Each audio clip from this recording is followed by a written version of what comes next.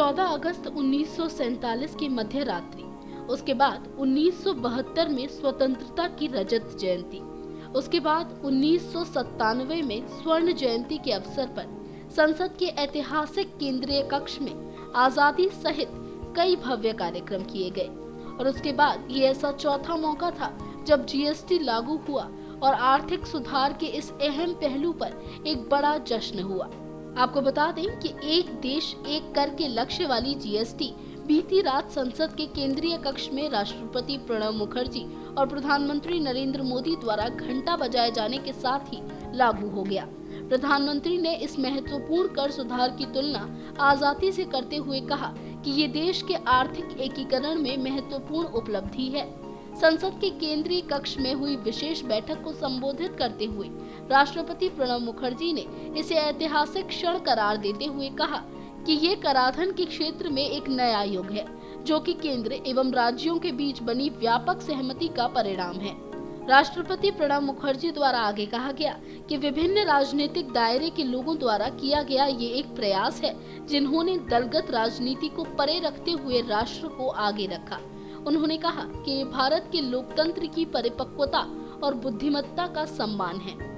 आपको बता दें कि इस मामले पर प्रधानमंत्री नरेंद्र मोदी द्वारा भी कहा गया कि जिस प्रकार सरदार वल्लभ भाई पटेल ने विभिन्न रियासतों को मिलाकर भारत का एकीकरण संभव कराया था, उसी प्रकार जीएसटी के कारण देश का आर्थिक एकीकरण होगा।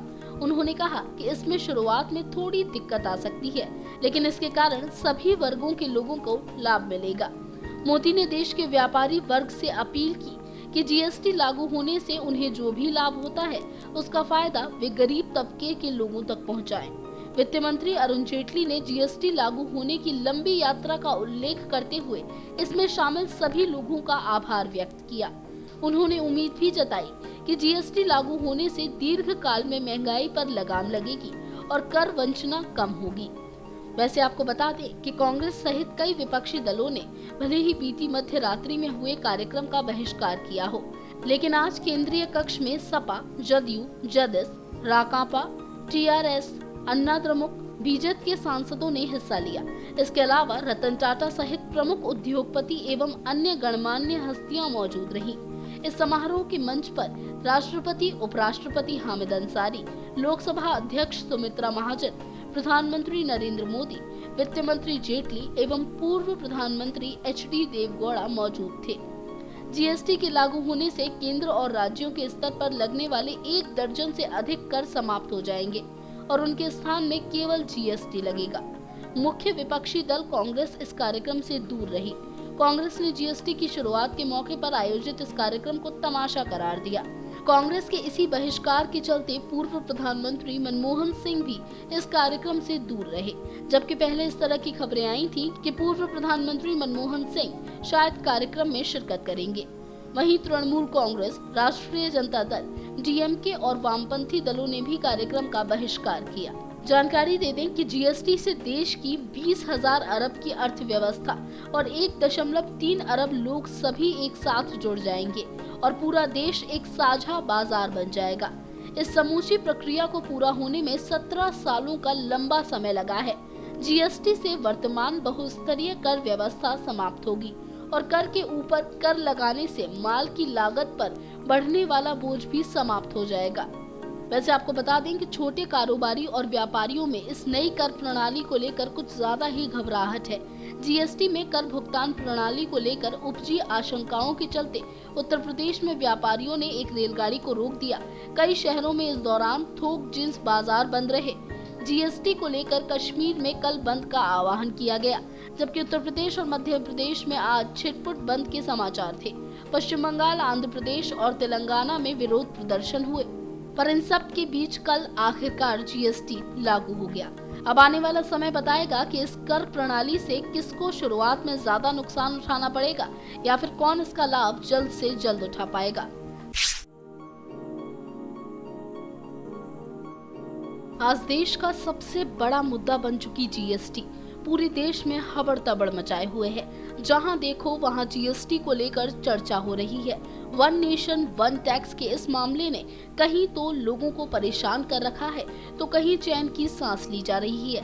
इसी बीच विपक्षी दलों की बात करें तो वो गला फाड़ फाड़ कर चिल्ला रहे हैं कि इससे देश में कड़ी महंगाई आ जाएगी, जिसका सामना आम जनता नहीं कर पाएगी। लेकिन इन सब चीजों को लेकर अब अरुण जेटली यानी कि हमारे वित्त मंत्री सामने आए। उन्होंने कई बातों का खुलासा भी किया। आपको बता दें कि अरुण जेटली द्वारा कहा गया है कि जीएसटी के तहत अधिकतर वस्तुओं की कीमत घटेंगी या फिर उतनी ही बनी रहेंगी। आगे जेटली ने यह भी कहा कि अन्य देशों की तरह जहां जीएसटी लागू होने के बाद महंगाई आई है, भारत में उस तरह की कोई स्थिति उत्पन्न नहीं होगी।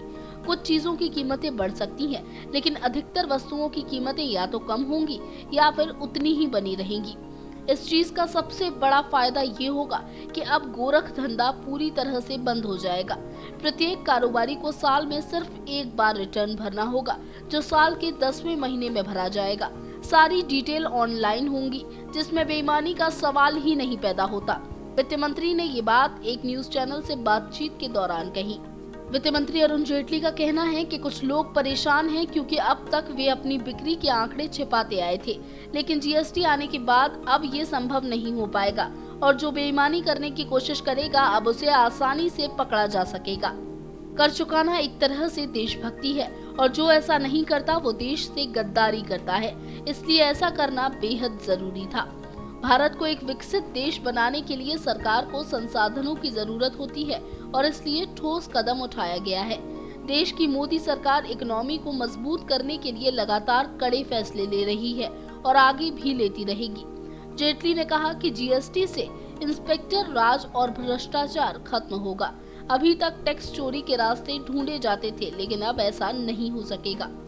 आपको जानकारी दे दें कि देश भर में 1 जुलाई से लागू हुए जीएसटी के कारण छोटे व्यापारियों पर भी गहरा असर पड़ा है और वो लगातार इसे लेकर अपनी आवाज उठा रहे हैं। संसद के सेंट्रल हॉल में राष्ट्रपति प्रणब मुखर्जी और प्रधानमंत्री नरेंद्र मोदी ने घंटी बजाने के साथ ही पूरे देश में सबसे बड़े आर्थिक सुधार की घोषणा कर दी थी।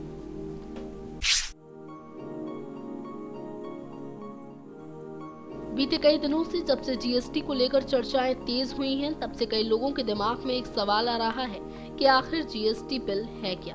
तो चलिए आज आपके उसी सवाल का हम जवाब देंगे। GST goods and service tax एक अप्रत्यक्ष प्रकार का कर यानी कि इनडायरेक्ट टैक्स है। जीएसटी बिल के द्वारा ही वस्तुओं सेवाओं पर एक समान टैक्स लगाया जा सकता है। जहां या जिन प्रदेशों में जीएसटी लागू नहीं है, वहां जरूरत की वस्तुओं और साथ ही साथ सेवाओं पर अलग अलग टैक्स लगाए जाते हैं। जैसे ही ये जीएसटी बिल लागू होगा तो देश में हर सामान पर और हर सेवा पर सिर्फ एक ही टैक्स लगेगा, यानी कि वेट। अब आपको बताते हैं कि आखिर जीएसटी के क्या फायदे होने वाले हैं। भारत के संविधान के मुताबिक केंद्र और राज्य सरकारें अपने अपने हिसाब से वस्तुओं और सेवाओं पर टैक्स लगा सकती हैं। अगर कोई कारखाना या कंपनी एक राज्य में अपने प्रोडक्ट बनाकर दूसरे राज्य में बेचता है तो उसे दोनों राज्यों को कई तरह के टैक्स चुकाने होते हैं, जिससे उत्पाद या प्रोडक्ट की कीमत बढ़ जाती है। जीएसटी लागू होने से उत्पादों की कीमत कम होगी।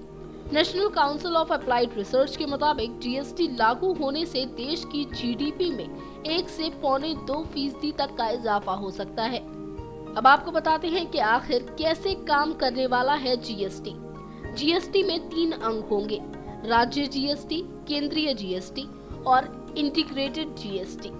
राज्य जीएसटी राज्य सरकारें लागू करेंगी, जबकि केंद्र और इंटीग्रेटेड जीएसटी केंद्र लागू करेगा। अब जानते हैं कि आखिर किन किन पर लागू होगा जीएसटी बिल। 2014 में पास संविधान के 122वें संशोधन के मुताबिक जीएसटी सभी तरह की सेवाओं और उत्पादों वस्तुओं पर लागू होगा। सिर्फ अल्कोहल यानी कि शराब इस टैक्स से बाहर होगी। अब आपको देश के हर कोने में एक वस्तु पर एक ही तरह के पैसे देने होंगे। जीएसटी लागू होने से सबसे बड़ा फायदा देश के आम आदमी को होने वाला है। दरअसल बताया जा रहा है कि भारत में जीएसटी बिल लागू होने के बाद किसी भी सामान को खरीदने के लिए केवल एक ही टैक्स चुकाना होगा, यानी कि पूरे भारत देश में सामान की कीमत केवल एक ही रहेगी। जिसके लिए उदाहरण के तौर पर हम आपको बताते हैं कि आपने कोई कार दिल्ली से खरीदी तो उसकी कीमत अलग होगी। वहीं अब अगर आप वो कार किसी और राज्य में खरीदते हैं तो आपको उसकी अलग कीमत चुकानी होगी। लेकिन जब जीएसटी लागू हो जाएगा तो आपको हर राज्य में उसी कार की कीमत समान नजर आएगी। हमें उम्मीद है कि जीएसटी के बारे में शायद अब आपको सब समझ में आ गया होगा। इस तरह की तमाम नेशनल खबरों की जानकारी के लिए जरूर सब्सक्राइब करें top news just for you और हमारे चैनल की प्लेलिस्ट में जाकर नेशनल स्टोरीज को विजिट करें। टॉप न्यूज की रिपोर्ट।